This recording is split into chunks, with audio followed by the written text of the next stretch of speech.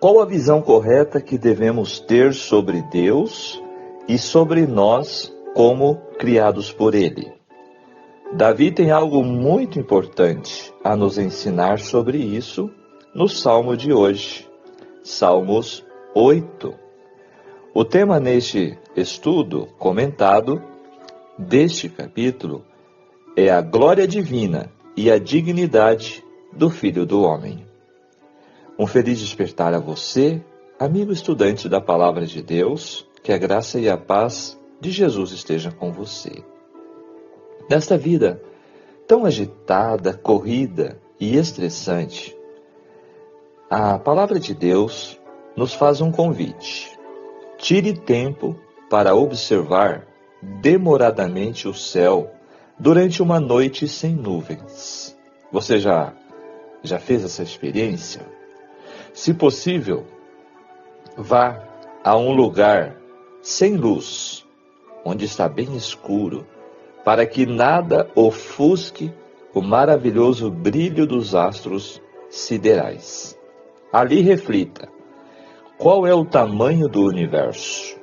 Quão organizado é o espaço sideral? Quem fez tudo isso?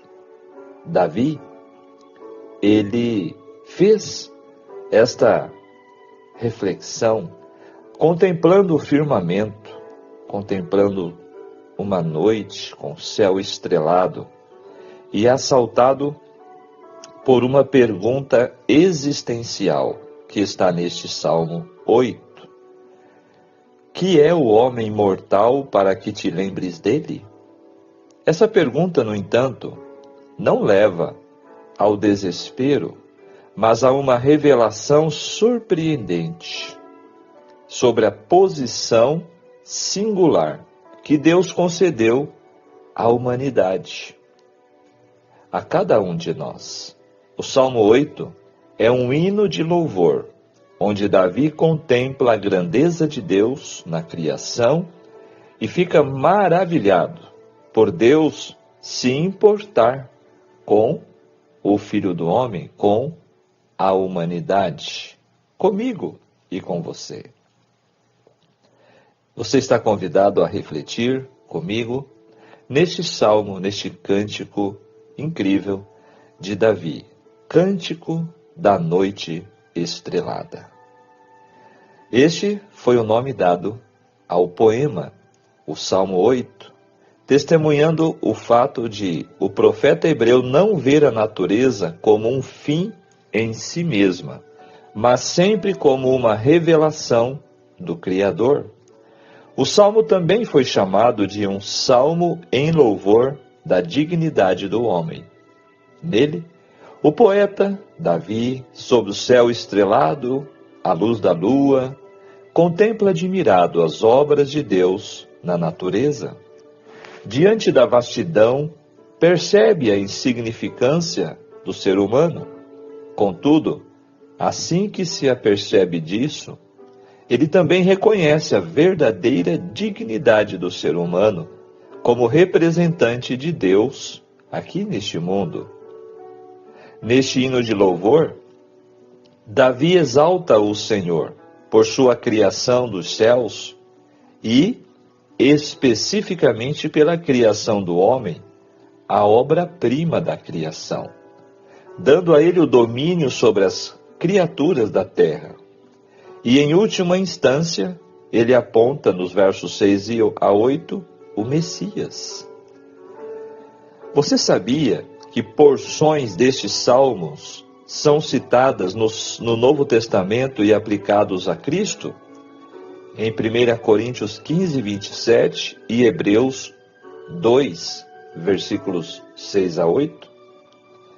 Hebreus destaca que Jesus se tornou homem somente um pouco inferior aos seres celestiais quando ele veio a este mundo. E ele elevará todos os que creem nele acima dos seres celestiais quando ele voltar para reinar sobre um novo céu e uma nova terra. Olha que promessa maravilhosa, não é mesmo?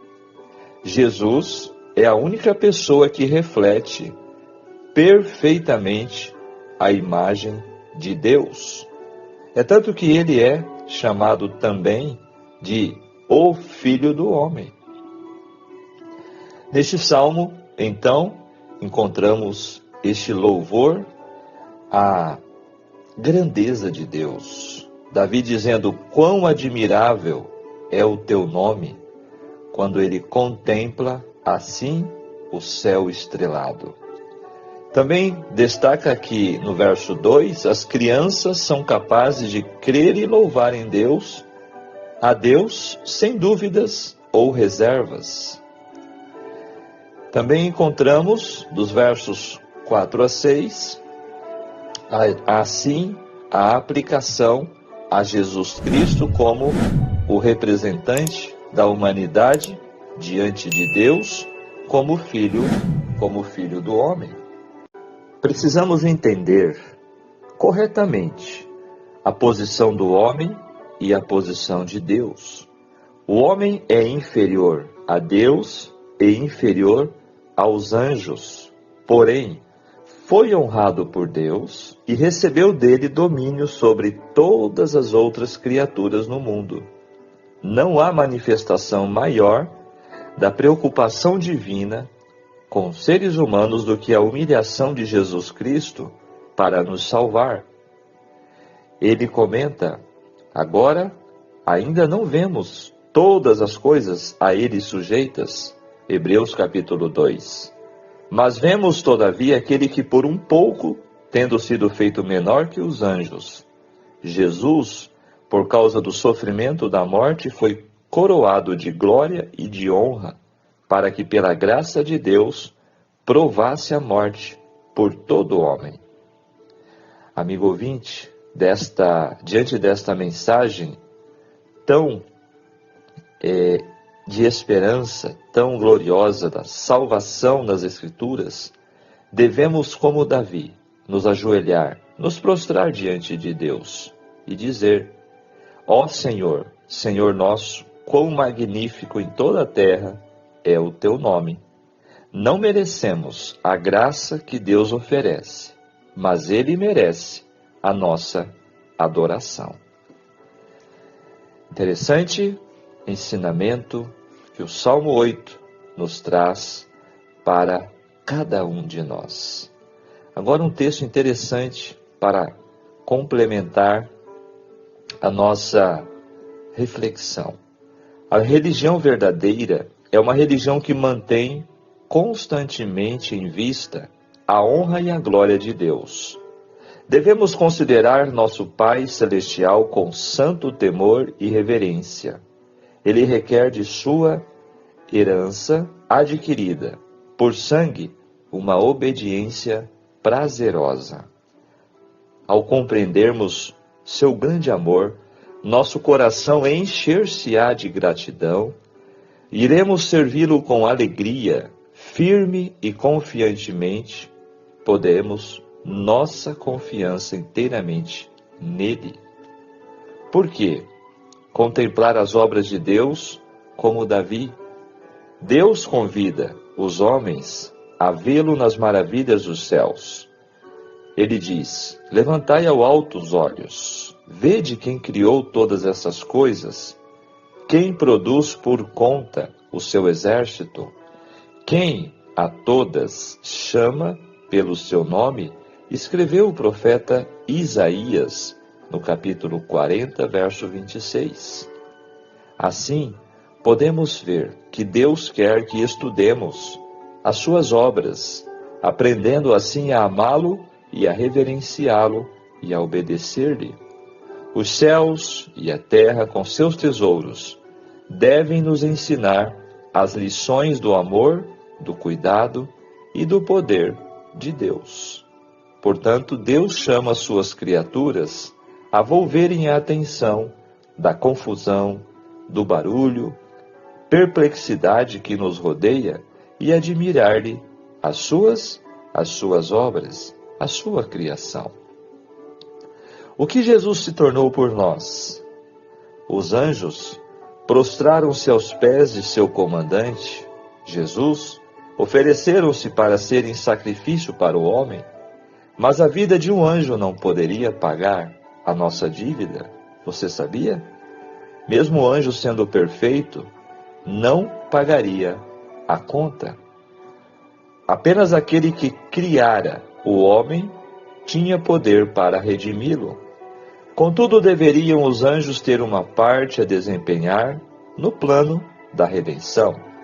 Cristo havia de fazer-se um pouco menor do que os anjos, por causa da paixão da morte, conforme já citamos Hebreus 2:9. Tomando ele sobre si a natureza humana, sua força não seria igual à dos anjos, e eles deveriam ministrar-lhe, fortalecê-lo em seus sofrimentos e mitigá-los, ou seja, aliviando-o. Esta é uma reflexão da Meditação Matinal 2002, página 31. O capítulo 8, este hino de louvor de Davi, apesar de escrito há tanto tempo, ele nos oferece lições atuais, como cultivar a adoração contemplativa.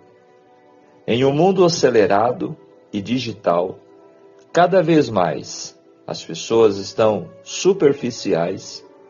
Eu e você precisamos parar para contemplar a criação de Deus.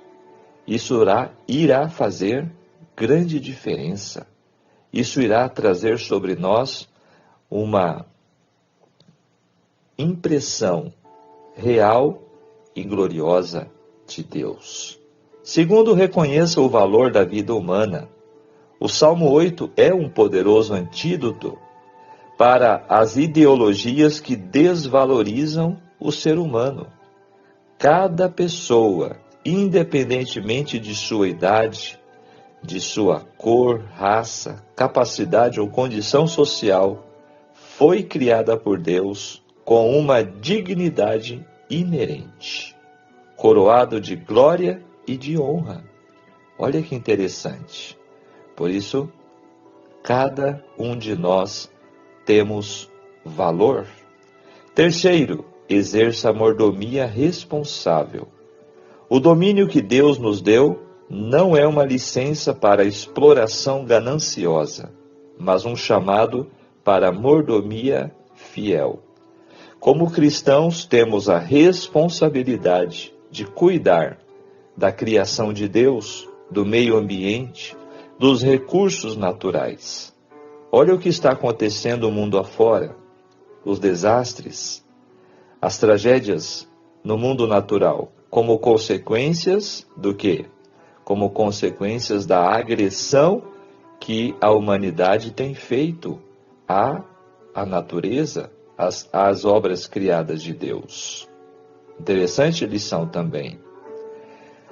Outra lição a ser aplicada é que devemos encontrar a nossa identidade em Jesus. Sozinhos, somos como Adão, falhos e destituídos da glória de Deus. Mas, se estivermos unidos a Jesus, nele, o que foi perdido no Éden é restaurado e elevado a um novo patamar. Ele é o verdadeiro homem com maiúsculo, e somente nele nos tornamos plenamente humanos, como Deus planejou, para ser a sua imagem e semelhança, né? E finalmente, confie no poder do louvor humilde. Faça como Davi, nunca subestime o poder da adoração simples e sincera. Como crianças, nosso louvor, mesmo em nossa fraqueza, será uma arma espiritual que silenciará o inimigo. São lições a serem aplicadas dentro deste Salmo 8. E agora, concluindo esta reflexão, o Salmo 8 é muito mais do que um belo poema, é uma lente através da qual podemos enxergar a nossa verdadeira identidade e propósito no vasto universo. Que a meditação sobre este salmo inspire em cada um de nós um profundo senso de adoração pela majestade de Deus e uma renovada compreensão da sua própria dignidade e responsabilidade. Permita que a mensagem deste Salmo 8 transforme sua perspectiva de vida, elevando sua alma e impulsionando suas ações em direção ao louvor e ao cuidado. Para nós, hoje, no século XXI, a mensagem deste salmo é clara e profundamente centrada em Jesus Cristo. Quando olhamos para o homem, vemos a dignidade conferida por Deus, mas ao olharmos para Deus, para Jesus, vemos a glória e a dignidade perfeitamente unidas. Ele é a resposta final à pergunta de Davi neste salmo. Por causa dele podemos, com confiança e gratidão, nos unir ao coro universal e declarar: ó Senhor, Senhor nosso, quão magnífico em toda a terra é o teu nome. Vigiemos e oremos. Amém? O pensamento do dia: quanto mais do céu existe em nossas vidas, menos da terra cobiçaremos. Uma linda frase de Charles Spurgeon, que eu e você possamos refletir com muito carinho na mensagem que este salmo apresenta para nós. Vamos orar. Pai nosso que estás nos céus, santificado seja teu nome. Graças te damos, Senhor, pelo dom precioso da vida. Graças te damos porque, através da intercessão, através também da natureza humana de Jesus, nós somos novamente elevados à semelhança contigo. Queira, Senhor, nos ajudar para que possamos tirar momentos em nossas vidas para contemplá-lo, para, assim como Davi, exaltar o teu glorioso nome e poder. Fica conosco em mais um dia, ajudando-nos em nossas lutas, em nossas necessidades. Em nome de Jesus te rogamos. Amém. Que Deus te abençoe, que Deus te guarde. Ficamos por aqui, mais um salmo que nós estudamos juntos. Lembrando que é sempre importante que você leia o salmo na sua Bíblia, para depois acompanhar o nosso estudo comentado dentro do capítulo. E amanhã nosso estudo será no Salmo 9. Eu espero por você. Um grande abraço. Tchau, tchau.